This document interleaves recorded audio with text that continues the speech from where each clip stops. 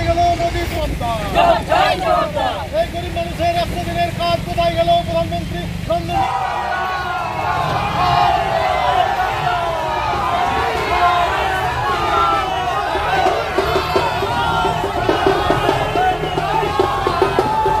টাকা নিয়ে রাজনীতি হচ্ছে কেন? মোদী সরকার জবাব দাও।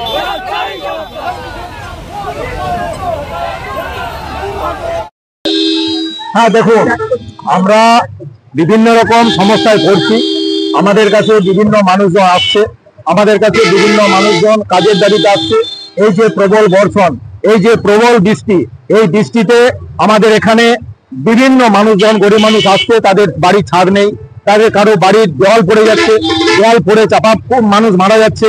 তো সেই সব বিষয়ে আমাদের রাজ্য সরকার, মাননীয় মন্ত্রী, আমাদের মাননীয় মুখ্যমন্ত্রী মমতা বন্দ্যোপাধ্যায় এই গরিব মানুষের কথা ভেবে উনি নিজের রাজ্যের কোষাগার থেকে যাতে আবাস যোজনা প্রকল্পের যে তালিকা তারা বাড়ি পায় তার ব্যবস্থা উনি করেছেন। রাজ্য সরকারের কোষাগার থেকে সেই সব টাকা ওনারা দিচ্ছেন এবং গরিব মানুষের যারা কাজের 100 দিনের কাজ, তারা আজকে কাজ পাচ্ছে না, সেই কাজ থেকে বঞ্চিত হচ্ছে।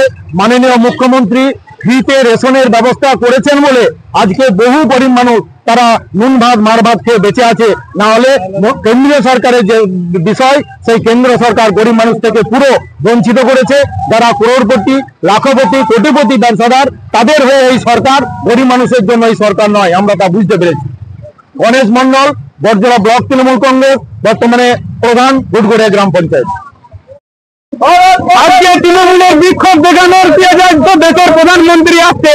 তৃণমূল 15 বছরে এই পশ্চিমবঙ্গকে ডাকাতি করে শেষ করে দিয়েছে। আজকে সারা বাংলার মানুষ আজকে বুঝতে পারছে মোদীজির হাত ধরে সোনার বাংলা তৈরি হবে। মোদীজির সংকল্প, লক্ষ্য বিজয় সংকল্প, আজকে সেই লাখো লাখো মানুষ এই মোদীজির জনসভায় আহ্বানে আসছেন।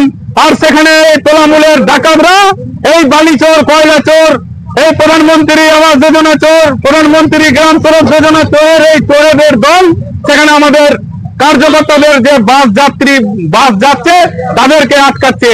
কিন্তু এভাবে বিজেপিকে আটকাতে পারবে না। ভারতীয় জনতা পার্টি আজকে মানুষের সঙ্গে আছে। সাধারণ মানুষের উচ্ছ্বাস, আজকে সাধারণ মানুষের উল্লাস বলে দেবে প্রধানমন্ত্রীজির সভা। আজকে দেশের প্রধানমন্ত্রী আমাদের এই বাংলা পূর্ণ ভূমিকা আছে। আমরা এই চোর অভিষেকের দল করি না, এই চোর মমতার দল করি না।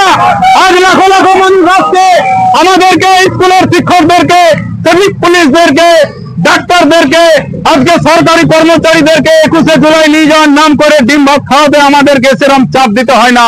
আমরা সাধারণ মানুষকে আহ্বান করি, দেশের প্রধানমন্ত্রী মোদীজি আসছেন আজকে, তাই সারা বাংলার গ্রামের থেকে মানুষ, লাখো লাখো মানুষ আজকে এই দুর্গাপুর শিল্পনগরীতে এসে উপস্থিত হচ্ছেন। তৃণমূলের হিসাবটা আছে 2011 সালের পর থেকে যে তৃণমূল এই পশ্চিমবঙ্গে ক্ষমতায় এসছেন।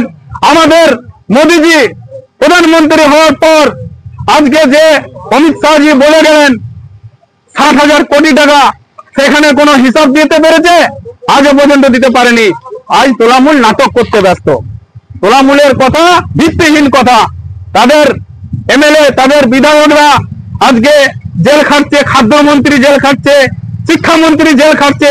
তারা আবার বড় বড় কথা বলে, তারা কি মানুষের উন্নয়ন করবে? উন্নয়ন তো আমরা আমাদের মোদীজির নেতৃত্বে পশ্চিমবঙ্গে উন্নয়ন হবে, সেটা আমরা দেখাবো। গোবিন্দ ঘোষ, বরজলা পঞ্চায়েতের বিরোধী দলনেতা, ভারতীয় জনতা পার্টি।